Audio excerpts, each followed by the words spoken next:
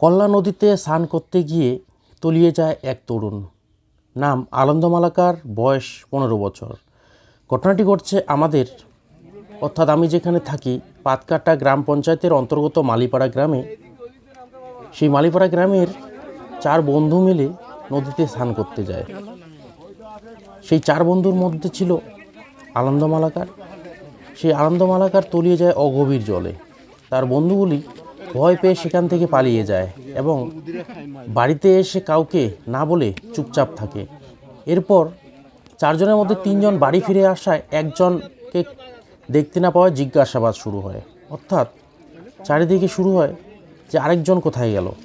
এরপর স্থানীয় যুবকেরা নদীতে নামে, আশপাশের লোকজন ছুটে আসে। অনেক খোঁজাখুঁজির পরও আনন্দ মালাকারের বডিটা পাওয়া যায়নি।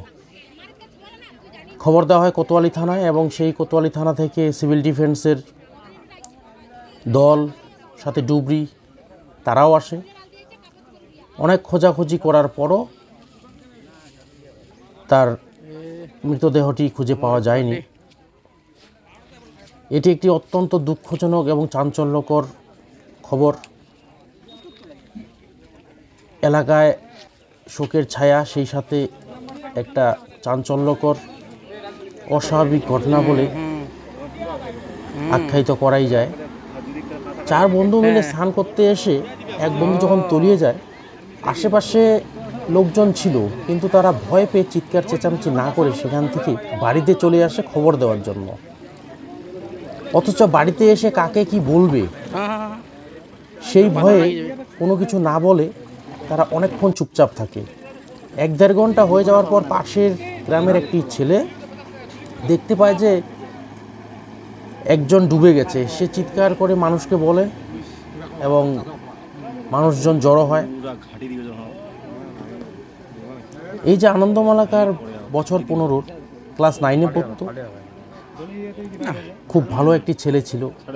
আজকে এই ঘটনার পেছনে আরও অনেক কিছু কারণ দায়ী। সঙ্গদোষ, অর্থাৎ এই যে বন্ধু বান্ধবের পাল্লায় তারা 4 বন্ধু মিলে একসাথে ঘুরেছে। কালকে ঘোরার পর নদীতে স্নান করতে যায়। প্রায় 500 মিটার দূরে স্নান করতে গেছে, অর্থাৎ যারা যেই ঘাটে নেমেছে, জামা প্যান্ট মোবাইল সেখানেই ছিল, কিন্তু স্নান করতে করতে তারা অনেকটা দূরে চলে যায়। এবং যেখানে স্নান করতে যায় সেখানে ছিল অগভীর জল, অর্থাৎ নদীর মনি, অনেক জল। প্রায় কালকে ডুবরি যখন নামে, প্রায় সেখানে 20 থেকে 25 ফিট ডিপ হবে জল। জলের গভীরতা অত্যন্ত থাকার জন্য সেখানে খুঁজে পাওয়া সহজ হয়নি কালকে। আজকে অর্থাৎ 1 আগস্ট 2024 সকালবেলা আমাদের কাছে একটা ফোন আসে। আমাদের পার্শ্ববর্তী যে প্রাইমারি স্কুল, বৈরিগিপাড়া প্রাইমারি স্কুল, সেখানে একটা বডি দেখতে পাওয়া যায়। এখন ওইটা শনাক্তকরণ করা হবে, ওটা আদৌ কি আনন্দ মালাকারের বডি, আশা তো তাই করা হচ্ছে। খবর দেওয়া হবে কোতোয়ালি থানায়, ওনারা এসে বডিটা নিয়ে গিয়ে পোস্টমর্টম করে দেখবেন যে এটা আদৌ আনন্দ মালাকারের বডি কিনা। আনন্দ মালাকার ছিল তার বাবার একমাত্র ছেলে।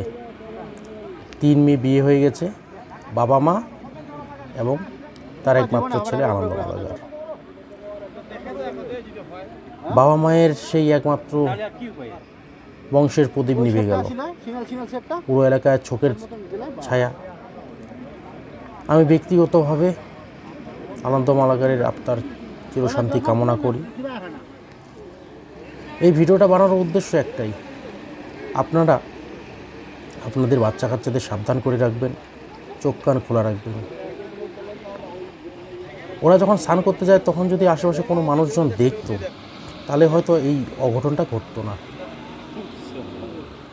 আমাদেরও সাবধান থাকতে হবে। আমাদের ছোট ভাই হাস্তা বাচ্চাগুলো অনেকেই নদীতে স্নান করতে যায় বাড়িতে না বলে।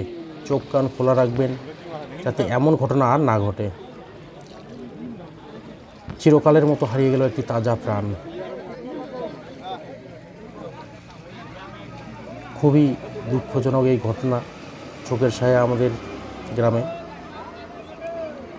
আপনি দেখছেন সন্তোষ রায় পেজ এবং ব্লগ। আমি এতক্ষণ ছিলাম জলপাইগুড়ি পাতকাটা গ্রাম পঞ্চায়েতের অন্তর্গত মালিপাড়া থেকে। আমাদের এই করলা নদী দেখতে ছোট হলেও অনেক সময় ভীষণ সাংঘাতিক বিপজ্জনক রূপ ধারণ করে। আসলে জল অল্পই ছিল, কিন্তু ছেলেগুলো স্নান করতে করতে গভীর জলে চলে যায়। সেই গভীর জল এতটাই গভীর, সেখানে একজন প্রাপ্তবয়স্ক মানুষের পক্ষেও টিকে থাকা খুব কষ্টকর ব্যাপার। এই ভিডিওটা শেয়ার করুন, সাবধান করে দিন আপনার ভাই ভাইস্তা বন্ধু বান্ধবকে। স্নান করতে যাওয়াটা বড় কথা নয়, স্নান করতে গিয়ে যে অঘটন এড়ানো, এটাই বড়, সব থেকে বড় বিষয়।